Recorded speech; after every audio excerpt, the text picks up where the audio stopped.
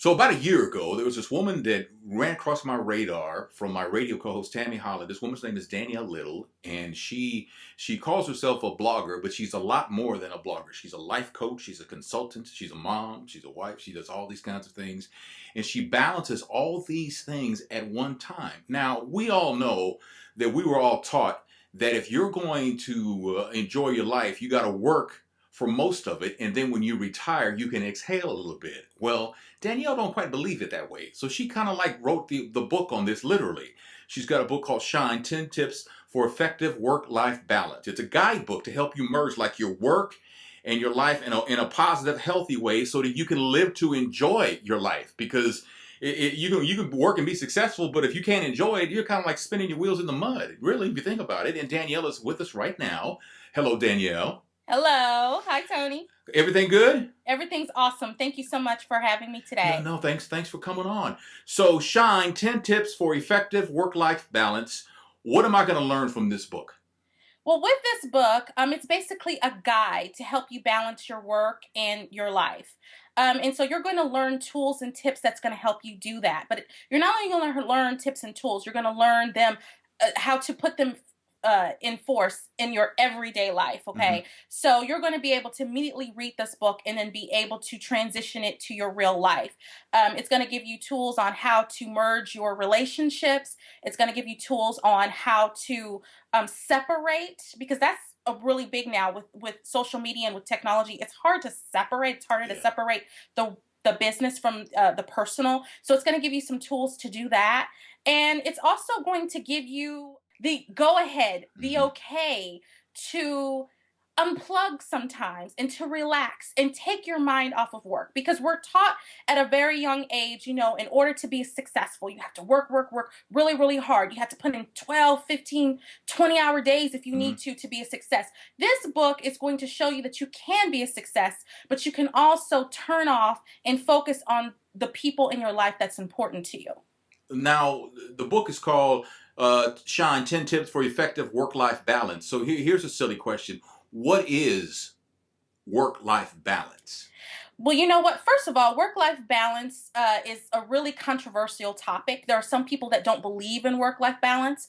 There are some experts that say that for to be truly successful, you cannot separate work from your personal life. They always have to merge.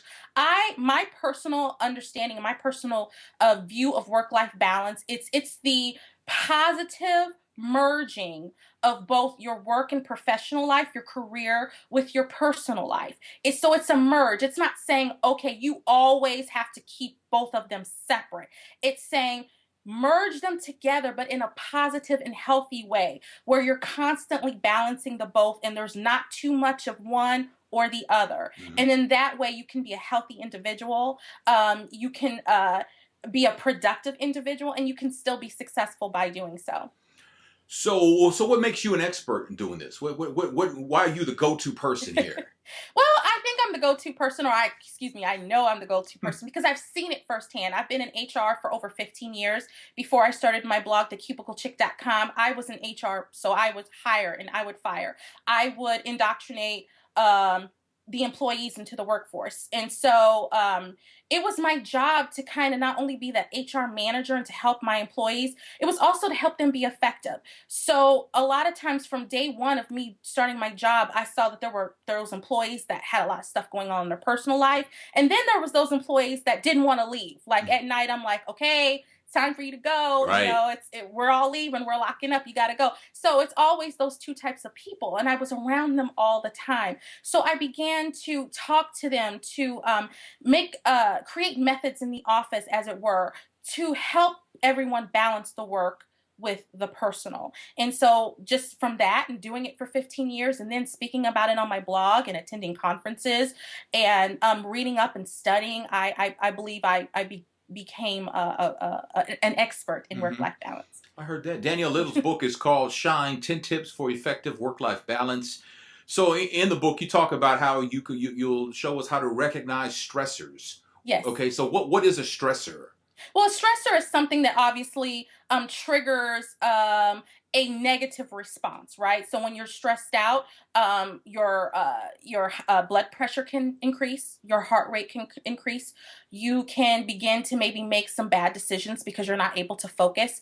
So those are the stressors. We have to look for the stressors. A lot of time we only look at the stressor after it's happened, right? Right, right. So it's kind of like after you have been on your blood pressure medication for a while, you're like, well, maybe this is not good. Maybe I need to do something so I can get off this medicine. Well, I don't want you to get on the medicine. I want to get it beforehand. And we know that work can be a stressful environment, Whew. especially depending on, the field that you're in. So it's important to know what stresses you out and know what makes you happy. Mhm. And if you can merge the both of those, then you're more likely not to be as stressed out.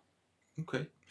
Now, how can work-life balance, like how do we get it to relate to us though? I mean, how do we it's almost like how do we get the right size shoe to fit our foot in regards to this? Well, in the book, not only do I give 10 tips for work-life balance, but I have you ask questions at the end of each text. And so it's going to at the end of each chapter sum up what the chapter's about, and it's going to give you bullet points that are really easy to understand and really to be able to put forth in your everyday life. Mhm. So in terms of work life balance and why it's important for you to have it, I think that if you're a success or to be a success, you need to be able to balance as much as possible work and life. Now a lot of people think that when I say work life balance, I mean a perfect balance. I understand there's not going to be a perfect balance. If you have a project coming up at your job and a due date, you may work more than normal because you have this deadline, right? Mhm, mhm. And it has to be done by that deadline. So you're going to be spending more time in work. I understand that. So at that time, your balance is going to be off. You're going to be working more and less personal. But as that project comes back and you're done with it, then that's when you start to balance again. So it's not only balancing, but knowing, okay, I'm spending too much time on one thing. Let me go ahead and tip those scales so I'm giving, as much attention to other parts of my life. So this book, Shine 10 Tips for Effective Work-Life Balance, is going to be out today. And Yes. where can I get this book? Good question, Tony. Currently, right now, if you Mhm. subscribe to my e-newsletter, the Work It Career and Entrepreneurial newsletter on my site, and you can just go to www.thecubiclechick.com and click on the Shine ebook tab. It'll show you how to sign up for the newsletter. It's a weekly newsletter that you'll get in your inbox. You get it for free Oh, by signing up for the newsletter. So okay. you don't pay anything. You sign it up, you'll immediately get a link in your email, whatever email that you use. You'll get a link of the book. It's a PDF. You can download it, put it on your computer, put it on your iPad, put it on whatever it is that you use, and immediately begin to read it. So Wow. it's free. Wow. Now what? Now I've always been curious about you guys who write books and stuff. How long does it take you to write a book? It depends. This is my second ebook. This book, probably from start to finish, was about 30 to 45 days, start to finish. Mhm. With this being a tip oriented book, it's really easy because you're counting down the tips 1 through 10, right? Mhm. So you start off with your outline and then you pretty much just follow that. And then of course you have to then go in and edit and tweak it. So for me, this book took that long.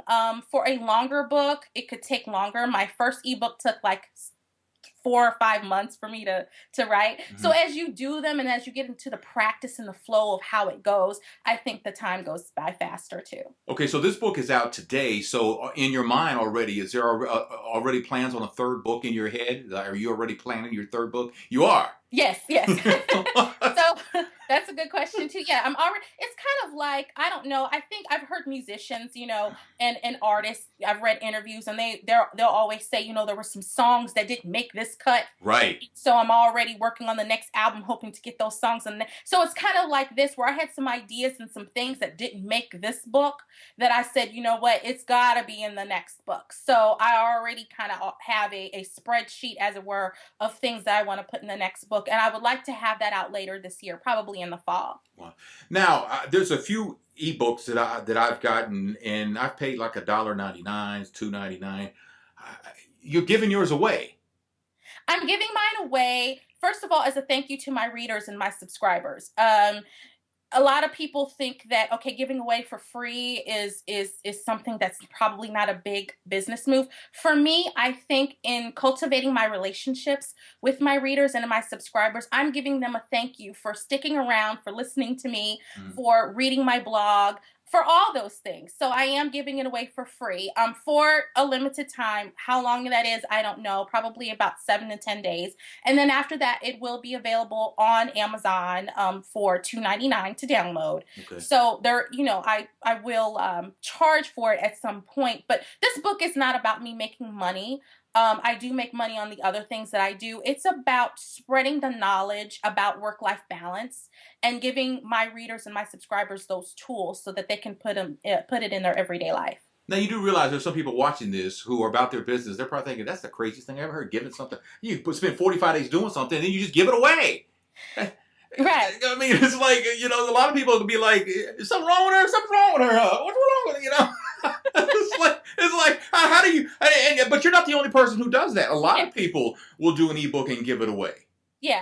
Well, I There's guess, got to be a method behind the madness on this. Is well, what it I'm is asking. a method behind the madness, because if I just came out with a book and was like, yo, I'm charging $7.99 for this book, buy it now, and you've never heard of me or you've read my blog, but you're like, I've read her blog, but I don't know if she can write a book, Mm-hmm. then I'm probably not going to sell much. But if I give away my ebook and then I strike a deal with a publishing company and they come along and I write a book for them, guess what? Because you've read my other books, when it is time for you to pay, you're going to pay, Okay. hopefully. Okay. So you're So kind of that's like the laying thing. foundation down then. Exactly. That's pretty cool. What's the biggest difference in writing style between writing a book and writing a blog?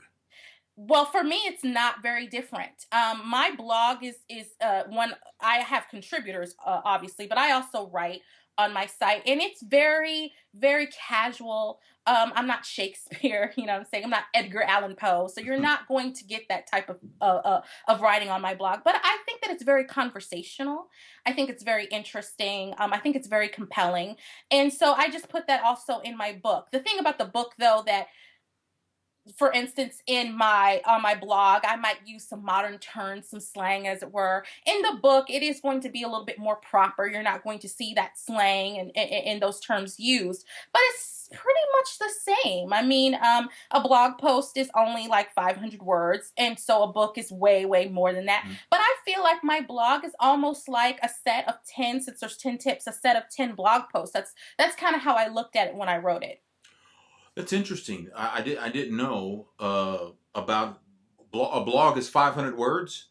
Well, a blog can be one. I've seen some people that have written a blog and it's like 100 words, and that's fine. For me, in Hmm. order to give value to my readers, in order for me to thoroughly express whatever it is I'm writing about, I usually feel like I do that in 4 to 500 words. Any more than that, I think people, I start to lose their attention. So Okay. 4 or 500 for me, for my blog, for what it is that I write about, is kind of like the magic number. Okay.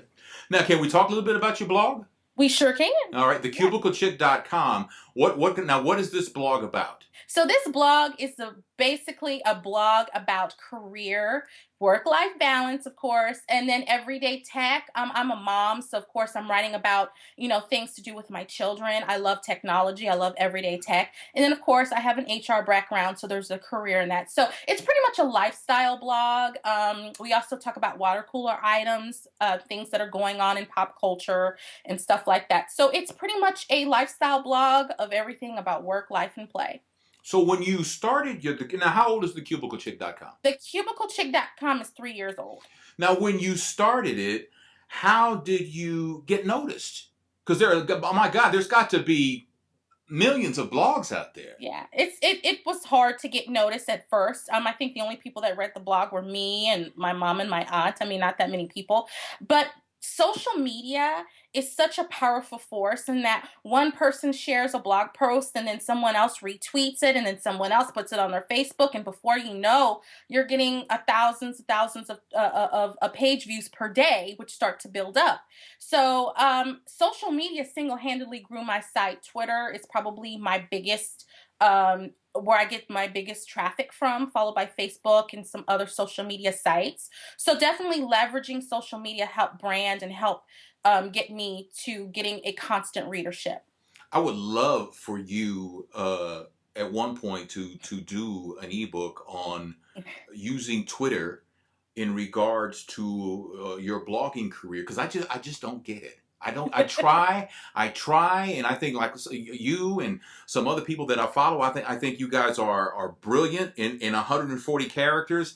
And I try. I just can't do. I just well, you know what? Here it is. Here's the link. That's all I Yeah. can do. But you guys, I mean, you guys, yeah. I want to be you. I want to be you guys, and your creative process and how you do this. And and I do a radio show, and I can create content for an entire day with no effort. But when it comes to this 140 character thing, man, it beats me up every time. Yeah, it's definitely an art to Twitter, especially because you are under the 140 character limit. So I would say practice makes perfect. For me, like I said, the first time I got on Twitter, I think I got on Twitter and didn't understand, and I left for a while. Then I came back once I saw that, okay, I need to be here. So Twitter is not just about spinning your links out. People do that all day. It is about engagement. It is about giving value to your social network. So you're going to ask people how they're doing, right? You're going to share not just your information, not just your links, but other links too, right? You want to add value to the stream. And so that's how you start developing a following and start getting people to really hone in on what it is that you are saying. Because, like I said, links, everyone's sharing their links, right? But you want to be known for, okay, she shares or he shares, but he also gives his opinions on things. He also asks me how I'm doing. He also weighs in on whatever the current topic is. And he also shares information from other sites who I find valuable too. So you want to be able to kind of, throw all that in and make a gumbo and then Mm-hmm. create, your audience on Twitter. Now I mean, you have the cubiclechick.com, and then of course you're on Facebook, you're on Twitter, you're on Yeah. YouTube. You've done some great. The YouTubes about your dad have been so moving. I mean, they really Oh, have. thank They you. they they really have. And I went through that before you did. And it's tough losing your father and stuff, but you have the emotion that you show is gripping. I mean, it Oh, really wow. is. It is. It really is. It gives me when I'm talking about it now, I'm getting chills because it Uh, just I've been there. And mhm. I know what you're going through and everything. So, but you talk about a lot of different things on the Cubicle Chick on the cubiclechick.com. How'd you come up with the name? Well, when I first originally came up with the site, it was for as a hobby. It was a hobby, because I was working full time in HR. And basically, what I did was I was looking around on the web and I saw these mom blogs, which are great. I love my children. I love talking about my children, but that's all they did. And they didn't have any career or working women type of sites. And I worked in the cubicle, so I thought the cubicle chick. Now there's so many chicks out there, but I I will say. know. I will say I was one of the first, if not the first. I will say that. I'm going to put that down on this video and say that I was one of the first. And But I'm co-signing. so Yeah. yeah, so that's how it was born. It was just a place for me to talk, to give HR and employment advice. That's pretty much how it started. And then I lost my job. I was let no, I was fired. Let's just talk. I was laid off. I was fired You're from fired. my Okay. job. I was fired from my job. They basically had to let me go because at the time in 2009 the economy was down, and me and several other people were let go. And so I'm like, I have this blog. I kind of have a following. I'm getting some decent traffic, but I saw these other people making some money with their blogs. I was like, I wonder if I could do that too. So that's when I went back to the board and I said, okay, I'm going to talk about career. I'm going to talk about life and family. I'm going to talk about current events and things that are going on. And then it just kind of morphed into the cubicle chick. Because at work, right, you guys are around the water cooler. Hey, did you hear, the Heat, they won by you're talking about all these things around the water cooler. So it can't just be work because Right. it's work-life balance. So Sure. I wanted to have a combination of the work, the career, and the personal. So that's how it kind of all evolved. Wow. That's. I mean, to me, you guys who do this for a living, and you know what? It's not an easy career because you really have to have your finger on the pulse of everything, Mm-hmm. and you're juggling many things at one time, but yet at the same time you manage to be a wife, a mother, and also a blogger and a businesswoman and a coach and a consultant And that's seven right there. You know, that's seven different things right there. And so for you, how do you practice work-life balance? It's definitely a challenge. Recently, I my daughter and I, for her birthday in February, we went to Disney World, and so The chicklet. the chiclet, yes, the chiclet and I went to Yes. Disney World for her birthday, and so we're going around, we're taking pictures, and the first thing I'm thinking of is sharing them on Twitter and on Facebook, and letting everybody see how much fun we're having. And she goes, "Mommy, can we just enjoy this time, just me and you? Do we have to?" And so that kind of hit the thing that, even though I talk about work life balance all the time, I need to also practice that in my life, right? Because for her to say, "Look, I want to be unplugged for a while, just with you and I." So I had to kind of take that, and even though I really want to share, I said, "This is her birthday, this is her wish, and she's right. Mhm. Let's enjoy the moment." Wow. So there are times, I'm not perfect. There are times that that balance starts to go off kilter, and I have to correct myself too. But that's what it's about. Mhm. It's about knowing, first of all, okay, I need to adjust it, knowing when to adjust it before the stressor starts, and then adjusting it and doing so in a way that it doesn't mess up your life. It's in a positive, refreshing way that makes you happy. Mhm. So your daughter is very young. Do you see a pattern of her possibly being the cubiclechiclet.com down the road? I do. She's very creative, and she sees mommy. Yes, I definitely do. I don't know. Social media is evolving. It's still new. I mean, it's been Yeah. around for a long time, but when you think about in comparison to other media like radio and TV, it's still new. So there's Yeah. so many things that are happening. There's so many things evolving. So as she grows up, I don't know what's next. I Hmm. wish I did know what's next, but I don't. But I do know that she understands that she doesn't have to work for someone. She can create a podium for whatever it is that she wants to talk about, and she can do that on her own. Like, you can buy your own.com, you can get your business in order, get an LLC, and get a computer, and you're there, you Right. got it. And so all that it takes after that is a consistency in doing it over and over again, and then making mistakes and then correcting them and not repeating them.